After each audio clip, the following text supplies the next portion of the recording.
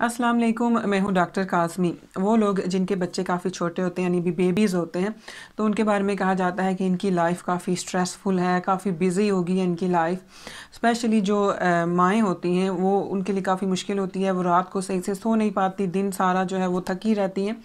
और ये भी कहा जाता है कि जब बच्चे बड़े होते हैं तो माँ बाप पे मज़ीद रिस्पॉन्सिबिलिटीज़ बढ़ती जाती हैं और उनकी परेशानियाँ ख़त्म नहीं होती। और इसी तरह से जो वेस्टर्न वर्ल्ड है वहाँ पे बच्चों को संभालना, उनको अच्छे से पालना बहुत ही मुश्किल है, बहुत ही स्ट्रेसफुल है, क्योंकि यहाँ पे अक्सर ये होता है कि माँ बाप दोनों फुल टाइम जॉब करते हैं और फुल टाइम जॉब करने के साथ साथ छोटे बच्चों को संभालना, उनको जो है अच्छे तरीके से उनको परवरिश देना बहुत मुश्किल होता है, बहुत स्ट्रेसफुल होता है। तो इसी सिलसिले में स्वीडन में एक स्टडी की गई और वहाँ पे ये देखने की कोशिश की गई कि वो लोग जिनके यहाँ औलाद होती है उनको कंपेयर किया गया जिन लोगों के घर में औलाद नहीं होती, और ये देखने की कोशिश की गई है कि इन दोनों ग्रुप्स में से ज़्यादा लंबे अरसे के लिए कौन ज़िंदा रहता है।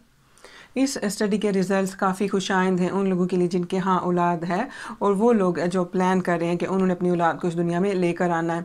जहाँ पे ये कहा जाता है कि ज़ाहिर है बच्चे को पैदा करना काफ़ी मुश्किल काम होता है, स्ट्रेसफुल होता है, उसको बड़ा करना काफ़ी मुश्किल काम होता है। पेरेंट्स काफ़ी परेशान रहते हैं कि किस तरह से इसको अच्छा इंसान बनाया जाए, कौन से स्कूल में भेजा जाए, क्या खुराक दी जाए। तो ये सारी चीज़ें हमारी मेंटल हेल्थ पे अफेक्ट करती हैं, तो स्ट्रेस का बायस भी हो सकती हैं।